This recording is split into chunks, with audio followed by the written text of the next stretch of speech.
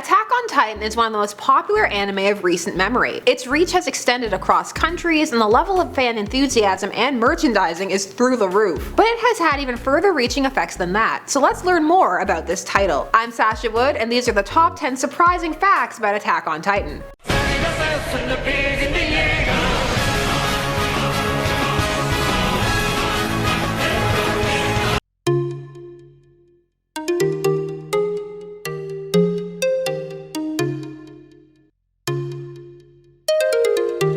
Starting off small, or rather large I guess, in at number 10. The Titans. The Titans don't all have random character designs, the extras I mean. In fact, some are modeled after creator Hajime Isayama's friends and family, and he'll even take requests. If you ask nicely, of course. Speaking of inspiration, in at number 9, a key one for Attack on Titan came from the creator's rural upbringing in a small Japanese village, surrounded by mountains. He links Aaron's wish to escape with his own while growing up. More about the characters, well, one in particular, in at number 8. Levi Ackerman is Rorschach. For those who are fans of the show, they will know that Levi Ackerman is a fan favorite. While Levi is modeled off the conspiracy theorist and paranoid hero of The Watchmen, Rorschach. This information comes from creator Isayama's blog and seems to center around his personality more than physical appearance. Focused, abrasive, and driven, Levi fans love him and just hope he doesn't suffer the same fate as his Watchmen counterpart.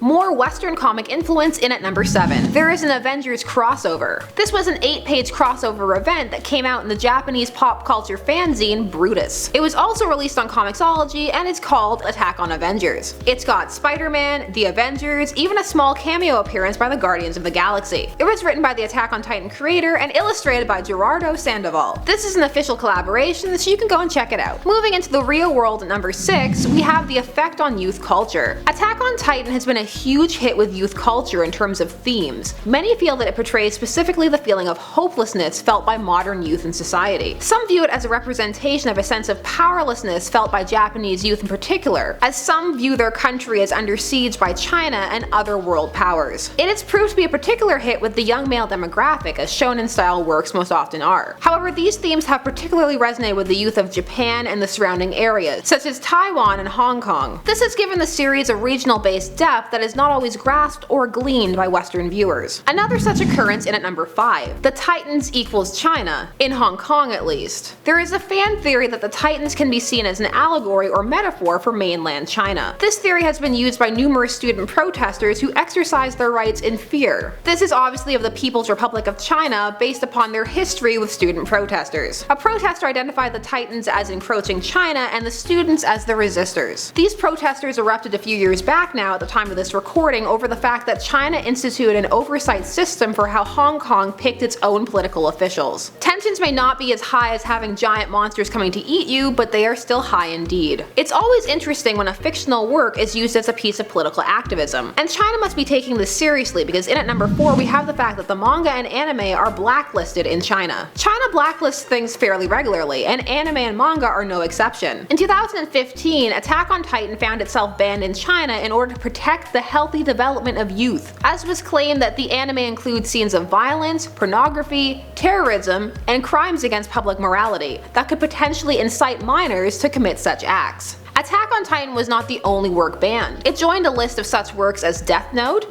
Parasite, Ergo Proxy, Dead Man Wonderland, and many more. This was part of a crackdown on internet traffic that was said to be done in order to aim and guide websites in the proper review and importation of comics and animations. Those sites that did not comply were threatened with having their business licenses revoked. So basically, if your biggest problem is trying to find a good stream, consider yourself lucky it's not banned in your country. However, this doesn't mean that everything that happens in the manga is appropriate. Let's look at number 3, Chapter 57. The manga is still ongoing and is being published in a serialized format. As a result, it has to have a quick turnaround. Well, in Chapter 57, what appeared to be a piece of paper with gibberish on it was actually a dirty message when turned upside down. Look it up, I'm not reading it, we just have to bleep it out. The Basatsu Shonen magazine, published by Kondasha, was on the case. It seems that the message was slipped in by one of the assistant illustrators. Isayama, the creator, had this to say: "Many people have become aware of what happened, so I'd like to take a moment to explain. Chapter 57, which was published this month, contains contains words that were not the intent of the author and are not the true intent of this manga. However, the error of not noticing what had been written and allowing the draft to be submitted and go to press rests entirely with me. This is the result of a lack of diligence regarding my own materials, and I'm incredibly sorry for disappointing those of you who have been enjoying the continuing serialization of the series. This has further fueled rumors that the creator was unprepared for the massive success of his work and has been having a hard time juggling all of the newfound responsibilities and demands on his time. But clearly there is a lot of thought going into this manga. In at number 2, the character Zoe has no gender, or rather is non-binary, as is explicitly obvious by the language used in the original text. When fans asked whether this was purposeful, Attack on Titan's publisher Kodansha replied on Tumblr, "My impression is that he thinks Honga's gender is not important to the story he's telling, and so he wants to give readers the freedom to come up with their own interpretations." While many fans have praised this and see it as a bold step for representation,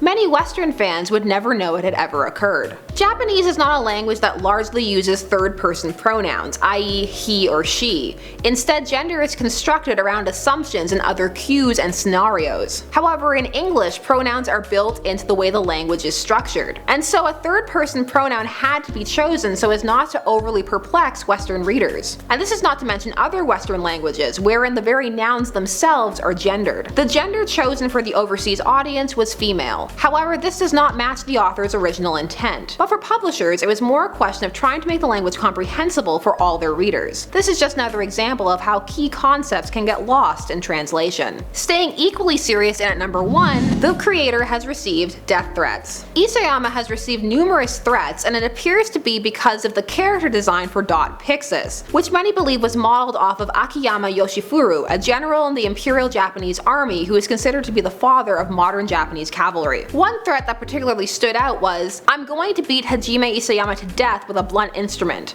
I'm going to kill him. I won't get caught because the Japanese police are incompetent." A Japanese site, Yokoku, pointed out that the threats seemed to have been written by a non-Japanese native, based upon the types of language used. So why all this rage? Well, the various comments were written in Korean and English, as well as Japanese. Since Attack on Titan is so popular in various regions surrounding Japan, were the character to be modeled after such a figure, it could for some stir up old wounds, as Japan has a long history of colonialism in the region, and some of the neighboring countries experienced extended periods of Japanese occupation. However, there are people defending the potential character design, saying that Akiyama is not a war criminal and that these angry fans have their history and dates wrong. However, others are saying that he is a war criminal for his part in certain massacres they claim he was party to. This is a complicated history that just goes to show that the entire world has complicated histories, and that there were more imperial powers out there than the West, despite what the Western system tends to focus on. Read up more if you're interested. It is important to note that the character design is not 100% confirmed. All the creator did confirm was that it was based off of a Japanese military leader. Nor has it been confirmed who initiated these death threats. So yeah, there's a lot going on with Attack on Titan, more than you would potentially assume based on a casual first glance. Let me know down below if you're excited for season 2. Do you want a part 2? We have tons more facts. And of course, leave suggestions for even more nerdy top 10 lists down below. I'm Sasha Wood, and thanks so much for watching Top 10 Nerd.